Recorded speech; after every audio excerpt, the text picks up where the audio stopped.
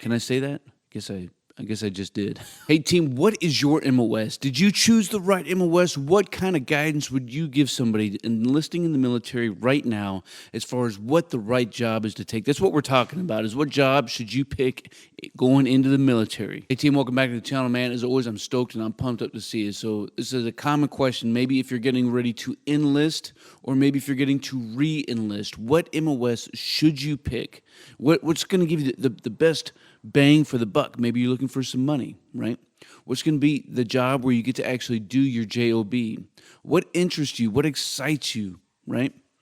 A lot of, probably a cajillion questions that we probably ask ourselves a lot of times when we're getting ready to pick an MOS. Maybe you're talking to a recruiter this week and you're like, hey man, let me show you this sexy video about what a 25 Quebec multi-channel transmission system operator maintainer does, right?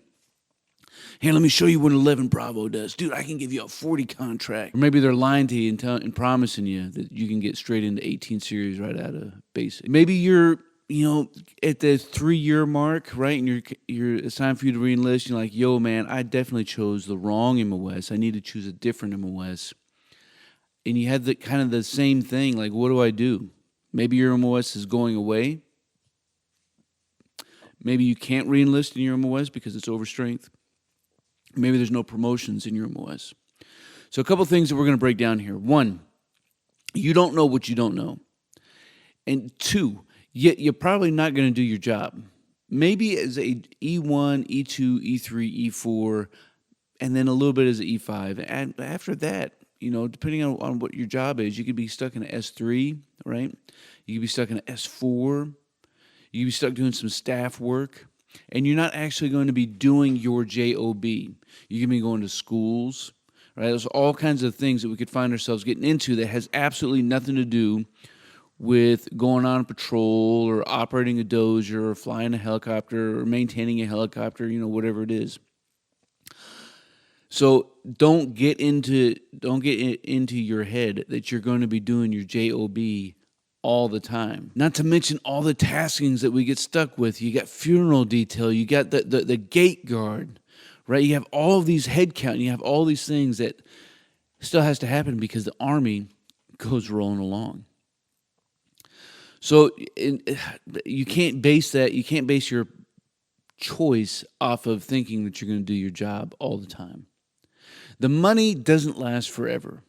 So I would caution and warn anybody against picking a job because they get a bonus. But we do have a lot of different experiences between all of us. So I'm looking forward to seeing your comments down below about what your MOS is or what your MOS you want to be. And if you've had fun doing your job up to this point, maybe you've already changed your MOS. Because here's another thing that I need you to put into your kit bag as you're getting ready. Maybe you're re-enlisting.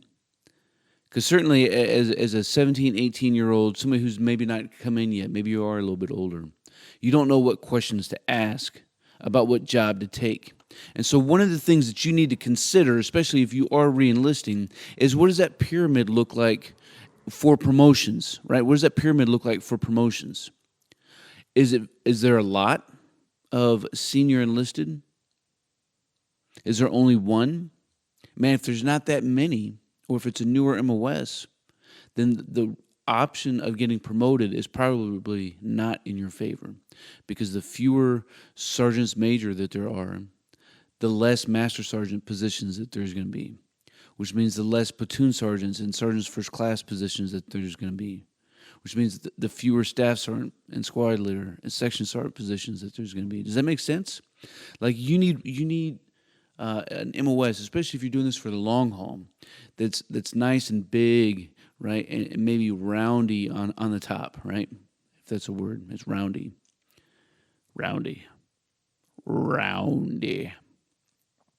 The other thing I'm going to leave you with here is this. Don't think that you're going to be qualified to do your job on the civilian side if you just did nothing but your JOB. Maybe you're in IT. Don't think that when you come into the military, you're going to get an IT position, that's going to make you qualified to do an IT position on the civilian side. Man, if that's what you're interested in, then you need to continue to master your craft. Right? You need to get into school. You need to get your certificates. You need to keep learning about things because you're not going to do your job as proficiently in the military as they're going to anticipate and expect you to be able to do out in the civilian market, right? Does that make sense? But that being said, like, don't be afraid of picking a job like being an engineer or being a fister. If that's something that excites you, that's what you want to do. You want to go out and shoot some big ass guns. Can I say that? I guess I just did. Right? Don't be concerned that there's not the job opportunity on the outside, because of what there is on the outside.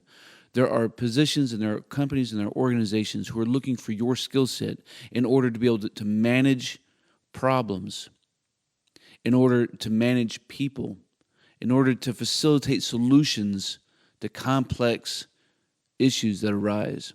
And you get that regardless of what job that you get. So here's my bottom line up front. At the end of the day, it doesn't really matter what job that you pick. Are you having fun? Right? If you're not having fun, man, it's time to do something new.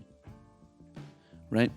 So again, man, leave some comments down below. Let us all know how much fun you are having or are not having with your MOS. Maybe it's your duty station, whatever the case is. That way we can continue to keep this conversation rolling.